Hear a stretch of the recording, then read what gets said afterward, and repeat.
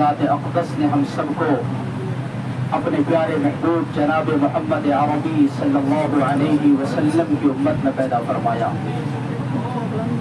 اس کو بھی اللہ رب العزت نے ایمان کی دولت سے سرفراز فرمایا ہے. ان کو ہر کام کے آغاز سے قبل اللہ تبارک و تعالیٰ کا شکر ادا کرنا چاہیے، کیونکہ اس دنیا میں بے شمار قومیں اس دنیا میں آئی، لیکن اللہ رب العزت نے ہمیں اور آپ کو اپنے پیارے محبوب کی امت میں پیدا فرمایا. اور پھر یہی نہیں بلکہ اللہ رب العزت نے ہمیں کنتم خیر امت اخرجت للناس تأمرون بالمعروف وتنہون عن المنکر کا خطاب عطا فرمایا.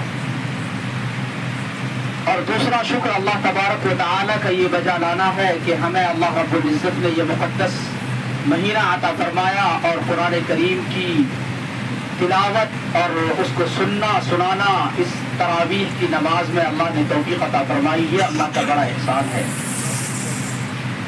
چند باتیں عرض کرنی ہے. میں نے قرآن کریم کی 2 آیات اور ایک حدیث پاک کا ایک ٹکڑا تلاوت کیا ہے. انہی آیات قرآنیہ اور احادیث مبارکہ کے مد نظر گفتگو ہوگی.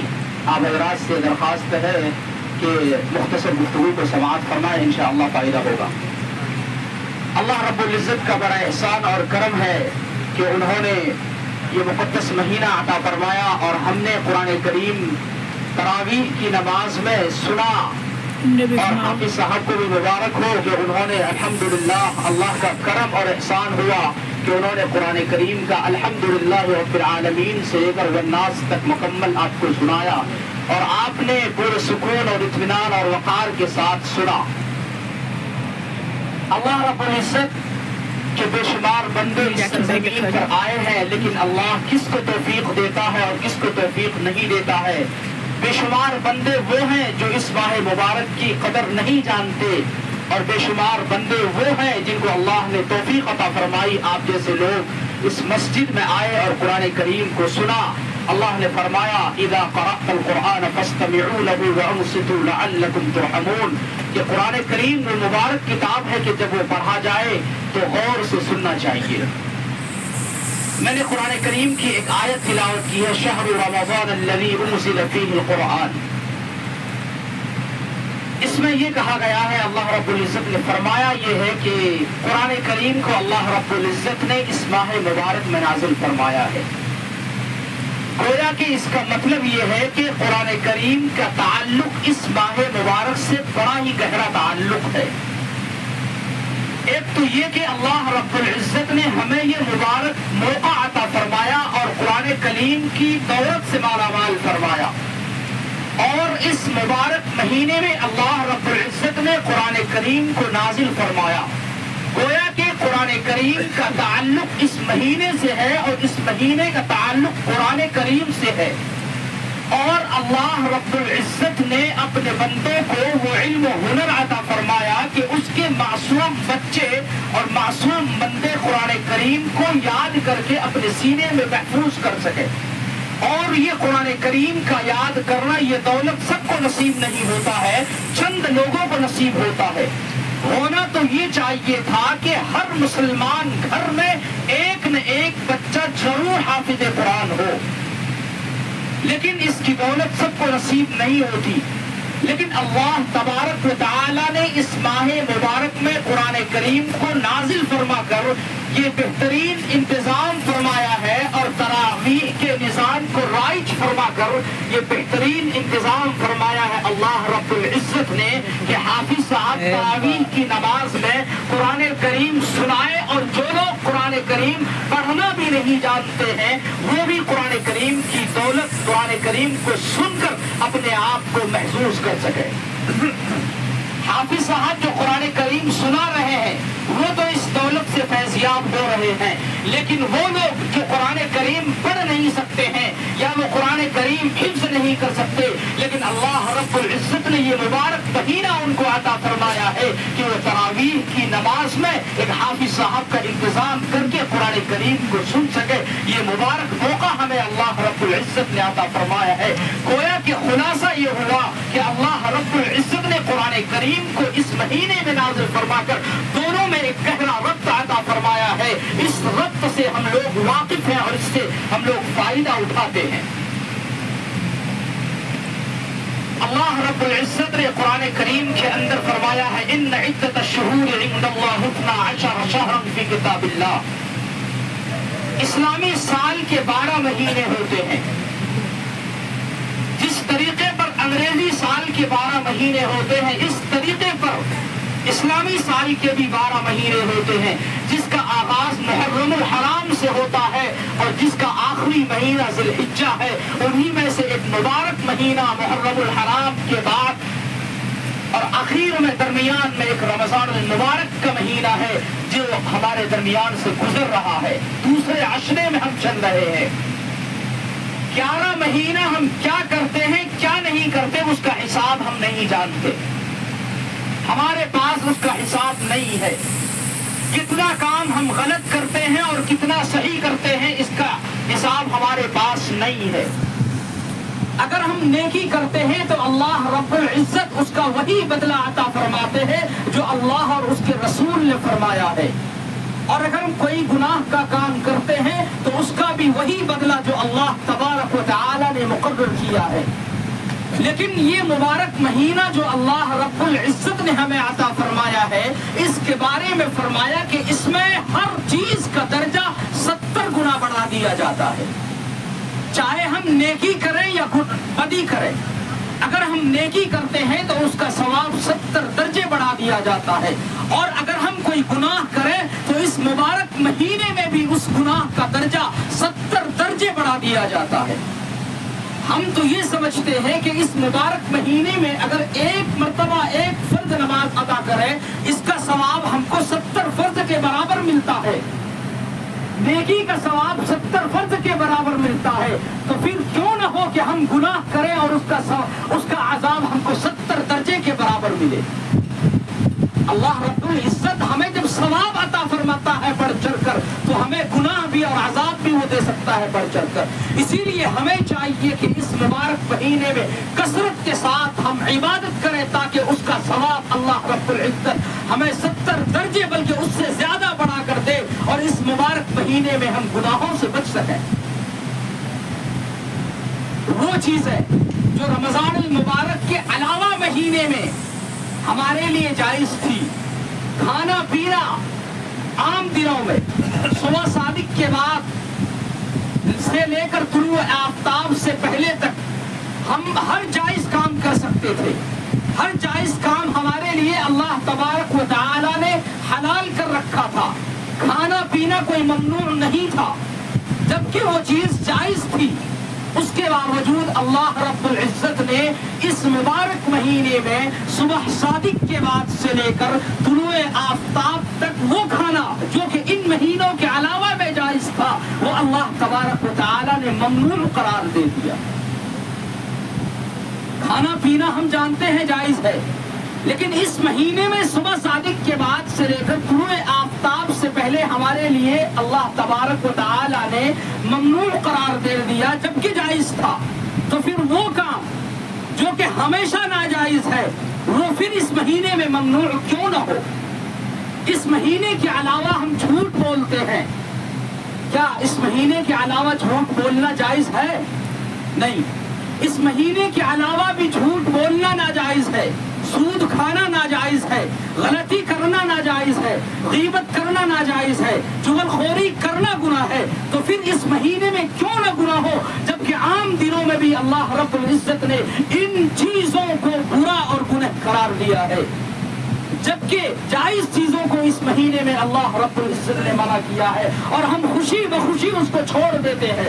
افطاری ہمارے سامنے ہوتی ہے، ہم بیٹھتے ہیں، دسترخوان پر قسم قسم کے فروٹ رکھے ہوتے ہیں لیکن ہم نہیں کھا پاتے، کیوں؟ ہمارے دل میں اللہ کا خوف ہوتا ہے اور ہم یہ سوچتے ہیں کہ ابھی اللہ کا حکم نہیں ہوا ہے اس لیے ہم نہیں کھا پاتے، لیکن ہمارے دل میں یہ بات کیوں نہیں آتی ہے کہ گناہ کرنا حرام ہے پھر بھی ہم اس مقدس مہینے میں گناہ کر بیٹھتے ہیں۔ جھوٹ بولنا جبکہ عام دنوں میں ناجائز قرار دیا ہے پھر بھی ہم اس مقدس مہینے میں جھوٹ جیسے قباحت سے ہم نہیں بچ پاتے۔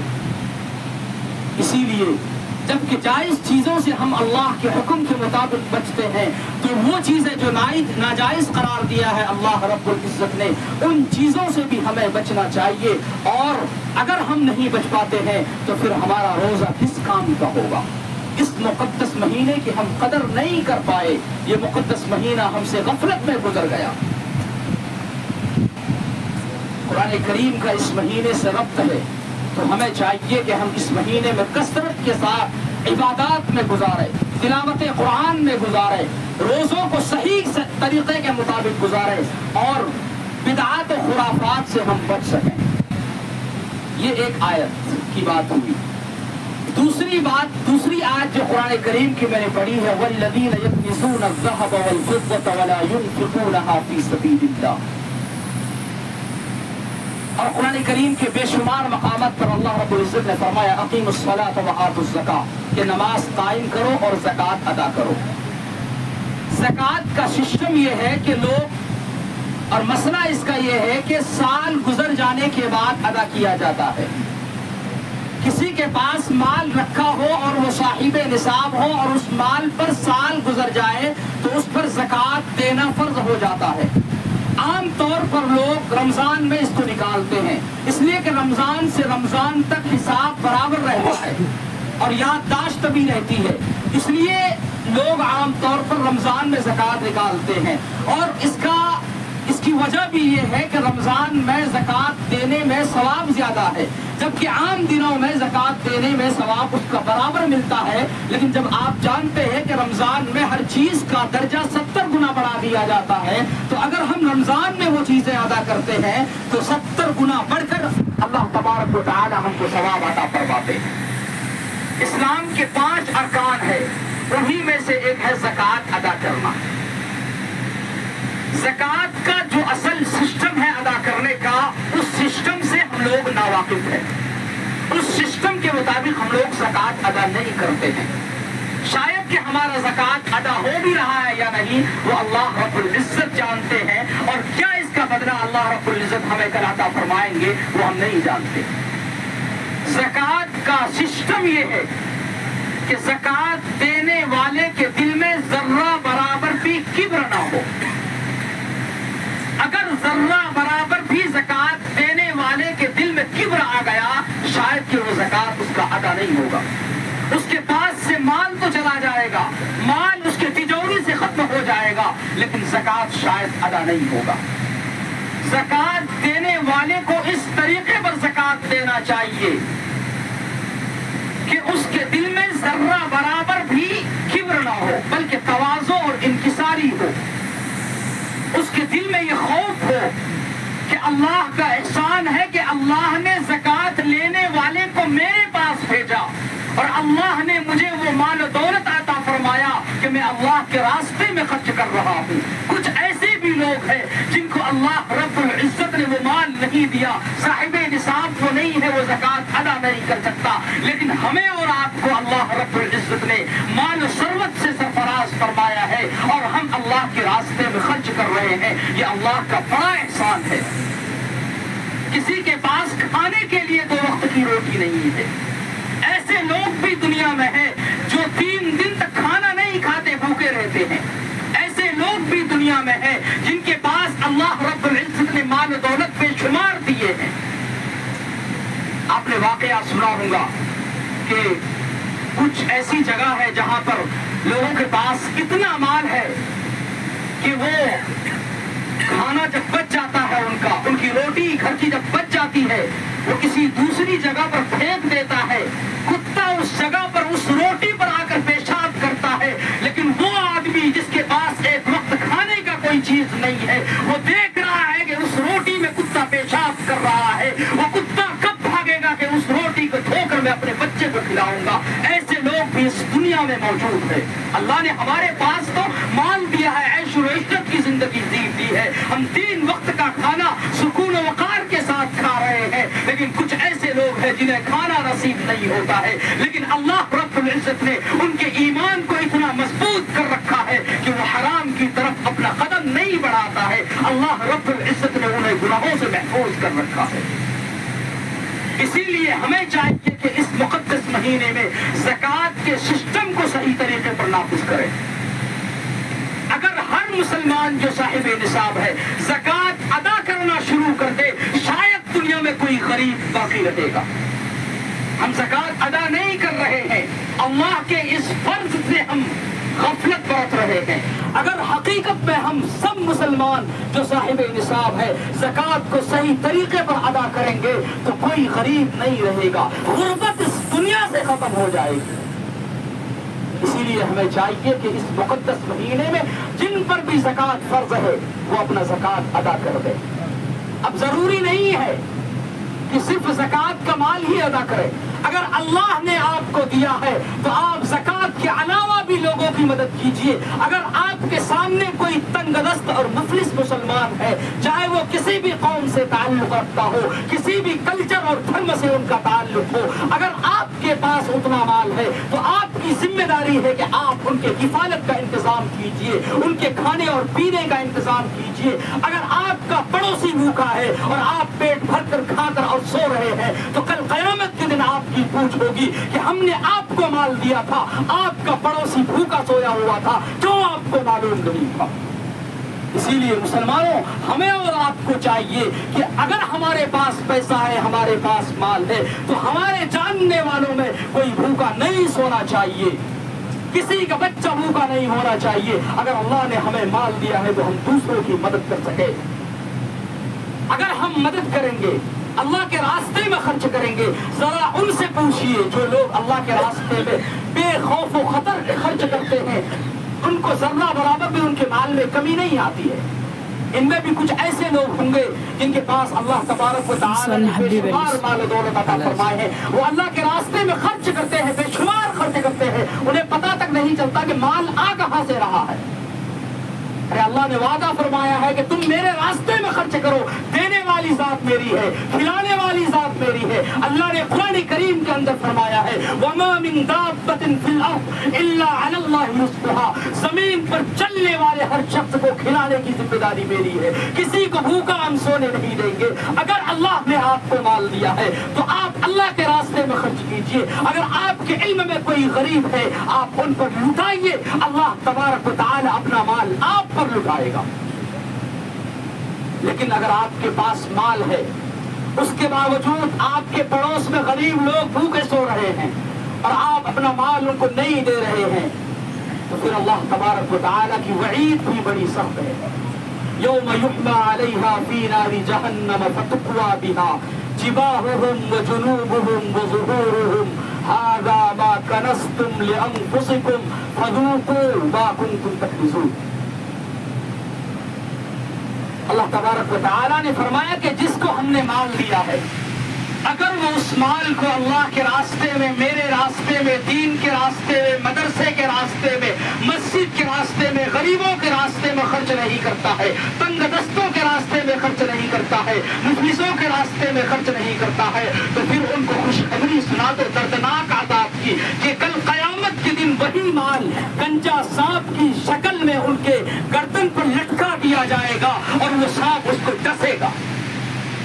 بلکہ یہاں تک فرمایا ہے کہ وہ مال کل جہنم کی آگ میں تپا دیا جائے گا اور وہ مال اس کے پہلو پر داغا جائے گا، اس کے پیٹھ پر داغا جائے گا، اس کے پیشانی پر داغا جائے گا اور کہا جائے گا یہ وہی مال ہے جس کو تم نے اپنے تجوری میں بند کر کے رکھا تھا، یہ وہی مال ہے جس کو تم نے غریبوں سے بچا کر اپنے گھر میں بند کر کے رکھا تھا، یہ وہی مال ہے جس پر تم دنیا میں عیش و عشرت کی زندگی گزارا کرتے تھے، تم گاڑیوں پر سوار ہو کر چلتے تھے، کسی کے پاس کھانے کے لیے نہیں تھا، یہ وہی مال ہے جو آج تمہارے لیے عذاب بن کر مسلط ہے۔ اسی لیے مسلمانوں اللہ کے اس وعید سے ہمیں بچنا چاہیے، اگر ہمارے پاس مال ہے تو ہم اللہ کے راستے میں خرچ کریں۔ یہ قرآن کریم کی دعائت تھی جس کی تشریح میں نے کی ہے، اور ایک حدیث پاک کی تلاوت کی تھی کن عالما او متعلما او مستحبا او محبا ولا تكن الخامس فتهلك۔ اس حدیث پاک کی مختصر تشریح کر کے اپنی جگہ کر لیتا ہوں۔ اللہ کے رسول صلی اللہ علیہ وسلم نے اس حدیث پاک میں فرمایا 4 چیزوں کے بارے میں، فرمایا کہ آپ 4 میں سے کوئی ایک انسان بن جائے، 5واں نہ بنے۔ اللہ کے رسول صلی اللہ علیہ وسلم نے فرمایا کن عالما، آپ عالم بن جائیے۔ اللہ کے رسول صلی اللہ علیہ وسلم نے فرمایا، اللہ کے رسول کی حدیث ہے، کسی عام انسان کی بات نہیں ہے، اس شخصیت کی بات ہے جس کا مقام و مرتبہ اللہ رب العزت کے بعد تمام بشر سے پہلے ہے۔ انہوں نے فرمایا ہے کن عالمن، آپ عالم بن جائیے۔ اگر عالم نہیں بن سکتے، عالم آپ نہیں بن پائے تو پھر او متعلمن، عالم نہیں بن سکتے تو دوسرا درجہ یہ بتایا اللہ کے رسول صلی اللہ علیہ وسلم نے کہ متعلم بن جائیے، دین کا علم حاصل کرنے والا بن جائیے، دین کی طلب دل میں رکھنے والا بن جائیے، دین کو حاصل کرنے والا بن جائیے۔ لیکن اگر یہ چیز بھی آپ کے اندر نہیں ہے، دین حاصل کرنے والے ہم نہیں ہیں، دین کی طلب ہمارے دلوں میں نہیں ہے، تو پھر تیسرا درجہ اللہ کے رسول صلی اللہ علیہ وسلم نے فرمایا او مستمعا، تیسرا درجہ یہ فرمایا کہ اگر آپ ان دونوں میں سے کسی درجے پر نہیں ہے تو پھر تیسرے میں آپ آ جائیے کہ ان کی بات سننے والے بن جائیے، عالم اور متعلم کی بات سننے والے بن جائیے۔ عالم تو نہیں بن پائے، متعلم نہیں بن پائے، تو تیسرے درجے میں ہم ان کی بات سننے والے بن جائیں۔ وہ کہہ کیا رہا ہے، وہ کون سی بات بیان کر رہا ہے، کون سی حدیث بیان کر رہا ہے، قرآن کریم کی کون سی آیت کی تشریح کر رہا ہے۔ ہو سکتا ہے کہ کسی ایک آیت کی تشریح ہماری زندگی کو سنوارنے کے لیے کافی ہو۔ تیسرے درجے میں ہمیں علماء دین کی بات سننے والے بن جانا چاہیے۔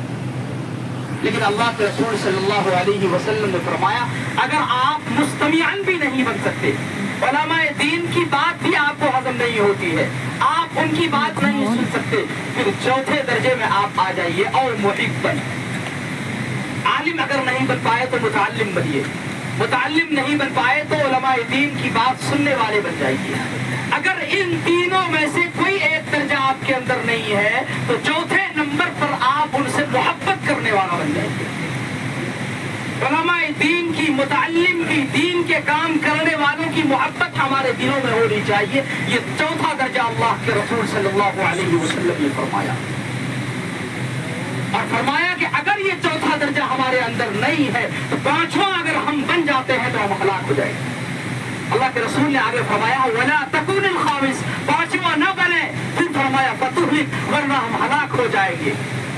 اس حدیث پاک کی تشریح میں بے شمار محدثین نے یہ فرمایا ہے کہ اگر کوئی شخص ان چاروں درجوں میں سے نہیں بنتا ہے، پانچواں درجہ یعنی علماء دین کی برائی کرتا ہے، استاد کرام سے بغض رکھتا ہے، ان سے نفرت کرتا ہے، مدارس کے خلاف کرتا ہے، مسجد کی برائیاں کرتا ہے، امام کو گالیاں دیتا ہے، مؤذن کی برائی کرتا ہے، تو پھر اس کے لیے اللہ رب العزت کی بڑی سخت وعید ہے۔ علماء نے لکھا ہے کہ اگر کوئی شخص کسی مسلمان کے دل میں ذرہ برابر بھی علماء کے خلاف بغض ہے تو بڑی سخت وعید ہے۔ میں بڑی ذمہ داری کے ساتھ عرض کر رہا ہوں، آپ سنیے۔ علماء نے فرمایا ہے کہ اگر کسی شخص کے دل میں ذرہ برابر بھی علماء کے خلاف بغض ہو تو ہو سکتا ہے کہ مرتے وقت اس کے زبان پر کلمہ طیبہ جاری نہ ہو۔ استغفر اللہ، اتنی بڑی وعید ہے۔ اس وعید کو سن کر ہمیں ہوشیار ہو جانا چاہیے۔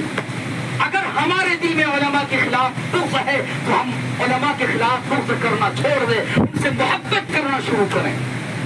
اس لیے کہ علماء نے فرمایا ہے کہ جس طرح انسان کے اندر، انسان کے جسم کے اندر روح ہے، اسی طرح معاشرے کے اندر علماء کا وجود ہے۔ اگر انسان کے جسم سے روح ختم ہو جاتی ہے تو علماء، انسان مر جاتا ہے۔ اسی طریقے پر اگر معاشرے کے درمیان سے علماء اٹھ جاتے ہیں، اس معاشرے کا وجود ختم ہو جاتا ہے، وہ معاشرہ برائیوں میں لت پت ہو جاتا ہے۔ اور پھر یہی تک نہیں بلکہ آگے فرمایا ہے کہ اگر کوئی شخص علماء کو گالیاں دیتا ہے، ان کی برائیاں بیان کرتا ہے، امام کو برا بھلا کہتا ہے، تو جب وہ مر جائے تو ان کا قبر کھود کر آپ دیکھیں گے کہ ان کا چہرہ قبلے کی جانب سے پھر گیا ہوگا۔ اللہ اکبر، کتنی بڑی وعید ہے۔ اس لیے ہمیں چاہیے کہ ہم اللہ تبارک و تعالیٰ کی، اللہ کے رسول صلی اللہ علیہ وسلم کی اس سخت وعید سے بچے۔ یہ مبارک مہینہ اللہ رب العزت نے ہمیں عطا فرمایا ہے، اس مبارک مہینے کی قدردانی کریں اور جو بات کہی گئی ہے اس پر ہم سب عمل کریں۔ ہو سکتا ہے کہ یہ مہینہ دوبارہ ہمیں نصیب نہ ہو۔ کچھ ایسے لوگ ہمارے درمیان تھے جو پچھلے مہینے میں تھے، پچھلے رمضان میں تھے، آج ہمارے درمیان نہیں ہے۔ آج ہم ہیں، کل ہم نہیں ہوں گے۔ آج رات ہم سوئیں گے، صبح ہماری آنکھ نہیں کھلے گی۔ اسی لیے ہمیں ہر وقت توبہ کرتے رہنا چاہیے، اللہ تبارک و تعالیٰ کے سامنے گڑ گڑاتے رہنا چاہیے، اللہ کے سامنے گڑ گڑانا چاہیے تاکہ اللہ تبارک و تعالیٰ ہماری مغفرت فرمائے اور ہمارے درمیان رہنے والے جو اس دنیا سے جا چکے ہیں ان سب کی مغفرت فرمائے۔ جو بات کہی گئی ہے اللہ تبارک و تعالیٰ ہم سب کو اس پر عمل کی توفیق عطا فرمائے۔ وآخر دعوانا الحمد للہ رب العالمین۔